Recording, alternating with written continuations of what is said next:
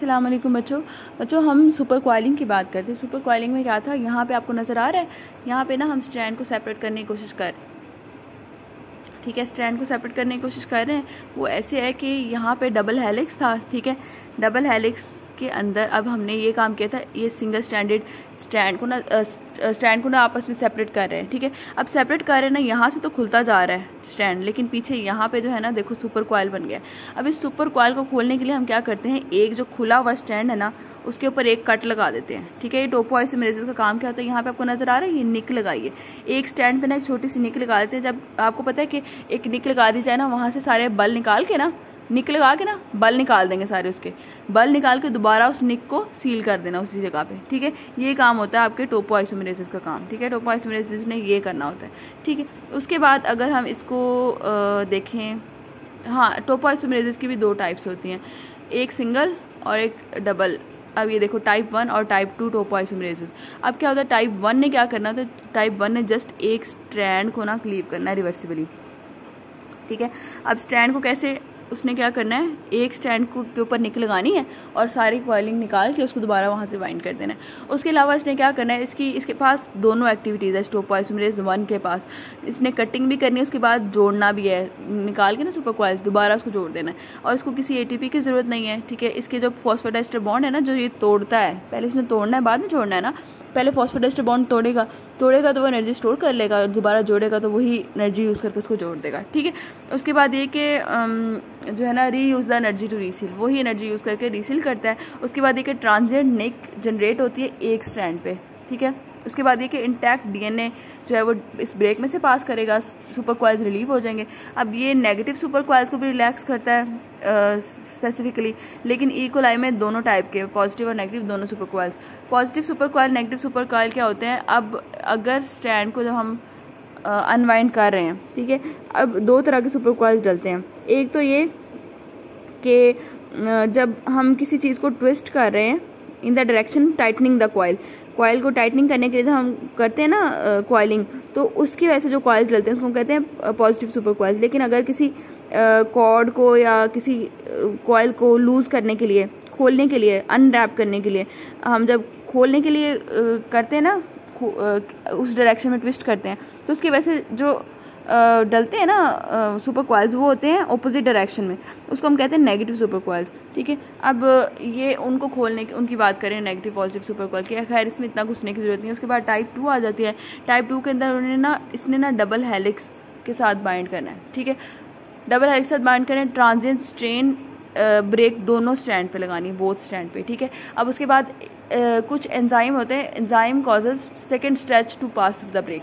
ठीक है, अब इस एंजाइम ने क्या करना है, दोनों जो है ना वो पहले तोड़ना है, फिर उसके बाद रीसीलिंग करनी है, लेकिन इसने एटीपी को यूज़ करना है। ठीक है, उसके बाद देखिए बीटा नेगेटिव और पॉजिटिव दोनों किस्म के जो है ना सुपर कॉइल्स को रिलीव करता है। अब इसकी एक एग्जांपल दी हुई है टोपोआइसोमेरेस की, डीएनए गायरेस। डीएनए गायरेस क्या करता है, वो खुद से नेगेटिव सुपर कॉइल दे के ना पॉजिटिव को रिलीव करवाता है। वो ऑब्वियसली एक जगह पॉजिटिव सुपर कॉइल डले हुए ना, आप क्या करते हो, नेगेटिव सुपर कॉइल खुद से दे के ना ये एंजाइम उसको न्यूट्रलाइज कर देता है। ठीक है, ये काम हो रहा था इसमें। अच्छा, उसके बाद जो है वो ये हमारे पास हो गया टोपोआइसोमेरेसिस की कहानी। नेक्स्ट हमारे पास आता है, अब स्टैंड्स हमने सेपरेट कर लिए ना, आगे कहानी है लीडिंग स्टैंड और लैगिंग स्टैंड की। क्या होता है, यहाँ पे आपको नज़र आ रहा है, पता है क्या होता है, स्टैंड सेपरेट हो गए ना ऐसे करके। ठीक है, अब क्या हुआ, उन स्टैंड को सेपरेट करने के बाद हमने क्या करना होता है कि ना, उन स्टैंड्स की अब बताना है कि एक स्टैंड हमारे पास 5 प्राइम टू 3 प्राइम डायरेक्शन में होता है, दूसरा जो होता है 3 प्राइम टू 5 प्राइम उसकी डायरेक्शन होती है। ठीक है, अब जो स्ट्रैंड क्योंकि टूवर्ड द रेप्लिकेशन फॉर्क होता है, क्योंकि असल जो स्ट्रैंड की डायरेक्शन थी वो 5 प्राइम टू 3 प्राइम डायरेक्शन में ही जो है वो आगे नए स्ट्रैंड की फॉर्मेशन होनी है। फॉर एग्जांपल ये 5 प्राइम है ना, ये 3 प्राइम है, इसका जो नया स्ट्रैंड बनेगा उसकी डायरेक्शन क्या होगी, 3 प्राइम टू 5 प्राइम। मतलब ये कि यहाँ से यहाँ की तरफ जाएगा। ठीक है, मतलब ये कि उसका 3 प्राइम ये होगा ना, उसका 5 प्राइम ये होगा।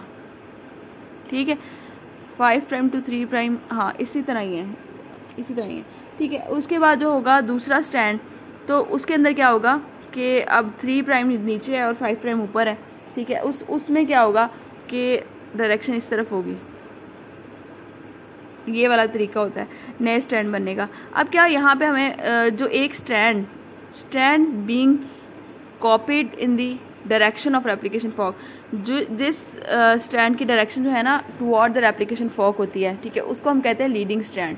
ठीक है, जो रेप्लिकेशन फॉर्क की तरफ जिसकी डायरेक्शन है वो लीडिंग स्ट्रैंड होता है। जो strand away from the replication fork जो बन रहा है, वो away from the replication fork बन रहा है, तो उसको हम कहते हैं लैगिंग स्ट्रैंड। ठीक है, उसके बाद ये कि डायरेक्शन जो है ना लीडिंग स्ट्रैंड उसकी सिंथेसिस होती है कंटिन्यूसली, उसमें कोई ब्रेक्स नहीं आते। लेकिन इसमें क्या होता है, लैगिंग स्ट्रैंड के ऊपर छोटे छोटे स्ट्रेचेस बनते हैं ऐसे ऐसे ऐसे, जो बाद में एक दूसरे के साथ रीसील होते हैं या फिर लाइगेज के जरिए आपस में जोड़े जाते हैं बाद में। ठीक है, शॉर्ट स्ट्रेचेज ऑफ डीएनए बनते हैं जिनको हम कहते हैं ओकाज़ाकी फ्रेगमेंट्स। ठीक है, और ओकाज़ाकी फ्रेगमेंट्स जो है ना, अब डायरेक्शन उनकी क्या होती है, 5' to 3' डायरेक्शन होती है, और इसमें भी 5' to 3' डायरेक्शन होती है। ठीक है, अब जो फॉर्मेशन है इसमें लीडिंग स्ट्रैंड में वो होती है क्विक होती है, रैपिड होती है, जबकि लैगिंग में स्लो होती है। ठीक है, और उसके अलावा सिर्फ सिंगल होता है। ठीक है, सिंगल आरएनए प्राइमर, एक प्राइमर रिक्वायर्ड है जिसने रेप्लिकेशन को स्टार्ट करना है। ठीक है, बाकी वो रेप्लिकेशन उसी से आगे फर्दर बनता जाएगा और रेप्लिकेशन होती जाएगी। ठीक है, उसके बाद जो इसमें क्या होता है कि starting of her Okazaki fragment बनाने के लिए नया प्राइमर चाहिए, मतलब जहाँ जहाँ ओकाज़ाकी फ्रेगमेंट बनेंगे वहाँ नया प्राइमर चाहिए, नए फ्रेगमेंट बनेंगे, फिर एंड पे वो उन फ्रेगमेंट्स को हम जोड़ देते हैं। ठीक है, इस तरह करके इसकी सिंथेसिस होती है। तो ये हमारा थोड़ा सा तरीका होता है लीडिंग स्ट्रैंड का और लैगिंग स्ट्रैंड का। एक्चुअली होना क्या होता है कि जो पेरेंटल न्यूक्लियोटाइड की सीक्वेंस होती है ना, वो होती है 3' to 5' डायरेक्शन, और जो न्यू स्ट्रैंड बनना होता है ना, वो हमेशा 5' to 3' डायरेक्शन में बनता है। ठीक है, वो मैं चीज़ आपको दोबारा एक्सप्लेन कर दूँ। वो ऐसे ऐसे है कि एक स्ट्रैंड ऐसे है, एक स्ट्रैंड ऐसे है। ठीक है, अब ये पीछे से ऐसे करके ना आपस में घुले हुए हैं। ठीक है, इसको मैं दोबारा बनाती हूँ, ऐसे है, ऐसे है। ठीक है, ऐसे से करके अब जो नया स्ट्रैंड है ना, अब इसका जो नया स्ट्रैंड बनेगा उसकी डायरेक्शन क्या होगी, 5' to 3'। ठीक है, तो क्या है कि अब इसकी direction toward the replication fork है नए स्ट्रैंड की, तो इस स्ट्रैंड की 3' to 5' है। ठीक है, इस स्ट्रैंड की क्या है, इसका 3' इधर है, 5' इधर है। अब ये वाला लीडिंग स्ट्रैंड है, क्या है, क्योंकि इसका जो नया स्ट्रैंड बन रहा है वो टुवर्ड द रेप्लिकेशन फॉर्क बन रहा है, जबकि ये वाला जो है ना, इसमें ओकाज़ाकी फ्रेगमेंट्स बनेंगे ऐसे से करके। ठीक है, वो फ्रेगमेंट्स क्यों बन रहे हैं, और हर फ्रेगमेंट को बनाने के लिए नया प्राइमर चाहिए, इसमें सिर्फ एक प्राइमर हमने डाला है इस जगह पे, और आगे पूरी स्ट्रैंड बनता जा रहा है। और ये है लैगिंग स्ट्रैंड, क्योंकि दोनों स्ट्रैंड्स की जो अपनी डायरेक्शन है ना, वो 3' to 5' है। इस स्ट्रैंड की डायरेक्शन ऐसे है, इस स्ट्रैंड की डायरेक्शन ऐसे है। ठीक है, जो नया फ्रेगमेंट बन रहा है वो 5' to 3' बन रहा होता है, इसकी ऐसे और इसकी ऐसे। ये सारी कहानी थी। उसके बाद जो नेक्स्ट जो है वो प्राइमर वाला काम, वो मैं नेक्स्ट वीडियो में बताती हूँ।